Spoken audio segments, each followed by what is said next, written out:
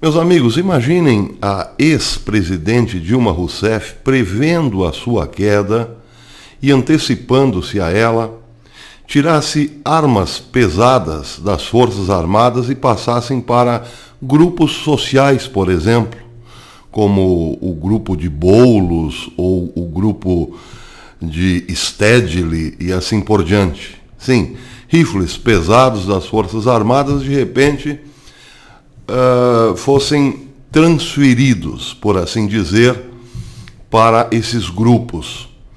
E também orientasse a Guarda Nacional a defendê-la até mesmo contra o Exército, se fosse preciso. Estaria criada uma guerra civil no país. Isso não aconteceu porque Dilma Rousseff não tinha esse poder todo sobre as Forças Armadas. Aliás, foi graças a esse não poder concedido pelas Forças Armadas aos presidentes civis que nenhum deles perpetuou-se no poder. Já no caso da Venezuela, a situação foi bem diferente. Hugo Chávez era um ídolo militar, um ídolo entre os militares. E quando subiu ao poder, subiu amparado pelas forças militares. Este poder despótico ainda existe muito por conta disso, da força das armas. Acontece que com Maduro a situação está mudando. Maduro não se sente à vontade, sabe que não tem esse apoio todo dentro das Forças Armadas. Motins já aconteceram na Venezuela. Muita gente insatisfeita dentro das Forças Armadas com os baixos soldos. Maduro não vem das Forças Armadas e nem venezuelano nasceu na Colômbia. Pois é. Mas, para se precaver desta falta de apoio das Forças Armadas, ele está fazendo exatamente isso, transferindo armas pesadas às Forças Armadas para grupos civis e paramilitares. Lá, com a desculpa de que a Colômbia pretende invadir ou atacar a Venezuela. Tudo isso ele está fazendo em nome da revolução, para salvar a Venezuela do imperialismo norte-americano. Já tirou mais de 130 mil rifles das Forças Armadas e passou para esses grupos. A preocupante matéria é dada hoje pela Infobae, que diz: Nicolás Maduro está desarmando as Forças Armadas e entregando fuzis às milícias bolivarianas e aos trabalhadores. A matéria diz: 2 eventos recentes com 15 dias de intervalo mostram a urgência que Nicolás Maduro tem em desarmar as Forças Armadas Nacionais Bolivarianas. Um foi em 12 de novembro, quando lhe disse: temos 321.433 rifles que estão sendo distribuídos pelas estradas seguras das Forças Armadas Nacionais Bolivarianas para nossos milicianos. O outro foi em 29 de novembro, no âmbito do encerramento da primeira reunião ferroviária, quando ele ordenou a entrega de 13 mil rifles para os corpos dos caças da Guiana, corpos de caça, de caçadores da Guiana. Cabe destacar, diz o Infobae, que a milícia bolivariana é o exército pretoriano de Nicolás Maduro e, portanto, depende diretamente da presidência da República e do comandante em chefe das Forças Armadas Nacionais da Bolívia. Operacionalmente é dirigido pelo Comando Estratégico CELFAM e administrativamente depende do Ministro da Defesa. O artigo 324 da Constituição enfatiza que somente o Estado pode possuir e usar armas de guerra. Abre aspas. As Forças Armadas Nacionais serão a instituição competente para regular e controlar, de acordo com a respectiva lei, a fabricação, importação, exportação, armazenamento, trânsito, registro, controle, inspeção, comércio, posse, e uso de outras armas, munições e explosivos. Pois é, este artigo está sendo desobedecido. Há aqui um crime constitucional de Maduro. Mais um, aliás, evidentemente.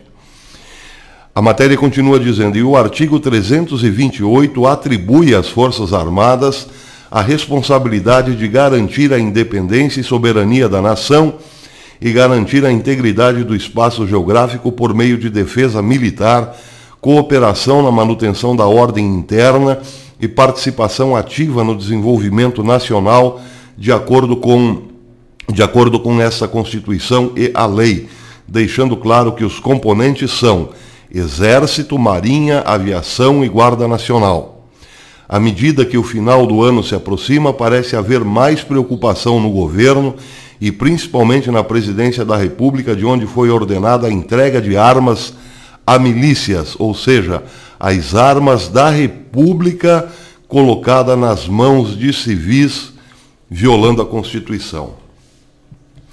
Bem, em outra matéria do Infobae, essa com pouquíssima ou quase nenhuma repercussão na mídia, viu-se um massacre muito próximo da fronteira brasileira, entre Venezuela e Brasil, de grupos de mineradores. A matéria dizia o seguinte, movimentos de esquerda na América Latina silenciam diante de massacres indígenas na Venezuela. Disse a matéria curta. Na noite de 22 de novembro, um grupo armado invadiu Incabaru, uma pequena comunidade indígena e mineira ao sul do estado de Bolívar, na fronteira com o Brasil. Eles atiraram e deixaram 8 mortos. Embora, depois de uma semana, as autoridades nacionais da Venezuela não tenham se pronunciado sobre o evento, organizações não governamentais denunciaram que o massacre... o site ele costuma atualizar... denunciaram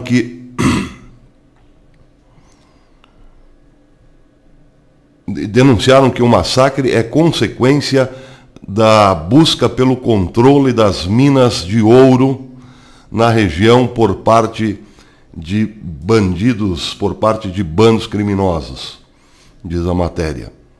Mas não apenas o regime venezuelano é silencioso. Organizações e movimentos regionais como o coordenador de organizações indígenas da Bacia Amazônica, COICA, também não se pronunciou, exigindo uma investigação ou solidariedade com os povos indígenas da Venezuela, contrariamente às declarações apropriadas que fizeram sobre situações na Colômbia e no Equador. Os que se manifestaram foram a Comissão Interamericana de Direitos Humanos, que manifestou grande preocupação, e o secretário-geral da OEA, Luiz Almagro, que exigiu do Tribunal Penal Internacional uma investigação sobre o extermínio dos povos indígenas na Venezuela. Bem, a matéria, eu disse que era pequena, ela é longa, ela segue ainda por vários outros parágrafos, mas já nos dá uma certa ideia do que pode acontecer daqui para frente na Venezuela. Uma repressão abala mesmo. Grupos opositores a Maduro, lideranças políticas, lideranças sociais contrárias ao regime de Maduro poderão sim ser simplesmente riscadas do mapa.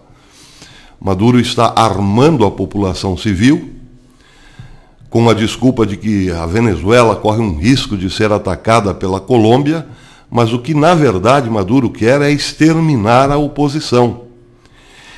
Bem, a questão é saber até que ponto as Forças Armadas ficarão quietas. Ele está desarmando as Forças Armadas, passando armas para a defesa do território para civis, para suas milícias. Aí é uma questão de saber até que ponto as Forças Armadas não se rebelarão contra a casta de militares que ainda dá apoio a Maduro. Bem, com a quantidade de armas que essas milícias já têm, mais as armas fornecidas pela guerrilha colombiana, pelas Farc, mais armas que entraram no território venezuelano por Cuba, vindas de Cuba. Isso pode dar, sim, uma força muito grande para as milícias de Maduro. E pode haver, se as Forças Armadas não aceitarem essa situação, pode haver muito derramamento de sangue na Venezuela. Mas, se as Forças Armadas aceitarem, também haverá um banho de sangue na Venezuela. Porque Maduro já deixou claro, por essa informação, esse massacre ao grupo de operários de mineiros, índios mineiros, já deixou claro que partirá sim para este tipo de ação, eliminação dos dissidentes. Sem contar que Cuba está presente também na Venezuela. São centenas, são milhares de médicos lá, do Mais Médicos, todos agentes, e milhares de pessoas servindo nos serviços de inteligência e também nas polícias, de cubanos, agentes cubanos, pois é. Cuba está tomando conta da Venezuela. Quem está dando apoio para Maduro hoje é, na verdade, Cuba com seus agentes, com seus soldados.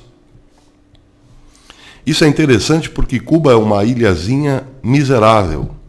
Imagine a senhora que vai receber um parente e resolve fazer um bolo de última hora para recebê-lo, mas descobre que não tem ovos na geladeira. Bem, no nosso caso é simples, basta ir no mercado e comprar uma dúzia ou quantos forem necessários. Cuba é tão miserável que, quando faltou o ovo, faltou para um mês inteiro, porque lá só se pode comprar um número X, um número limitado de ovos por mês. Mas, por outro lado, Cuba é uma potência militar. Suga o dinheiro do povo para formar esses agentes cubanos, médicos inclusive, entre aspas, para vir aqui no nosso continente interferir na nossa política. Nós estivemos muito próximos disso, aqui no Brasil. Tudo estava caminhando para isso. O Mais Médicos, a Guarda Nacional, graças a Deus, graças aos céus, não houve tempo, porque o processo aqui seria bem demorado pela falta de apoio dos militares, como disse no começo do vídeo. Então o processo seria mais lento. Criar na calada da noite um grande exército e também, sim, armar os chamados grupos sociais de apoio ao governo. Hoje nós, quem sabe, se eles tivessem agido com mais pressa, com mais rapidez, tivéssemos, quem sabe, na mesma condição. Dilma não teria caído, estaria apoiada por um grupo muito bem armado, já teriam feito uma nova Constituição, criado um novo legislativo para apoiá-lo, e nós estaríamos aí, exatamente como a Venezuela, com as mesmas faltas, inclusive, de bens de consumo. Isso não é ficção. Basta olharmos o que acontece na Venezuela para saber o que poderia acontecer aqui. Graças a Deus, Lula está louco e o PT está nas últimas. Mas, atenção, na Venezuela a coisa é muito diferente. Pobre Venezuela.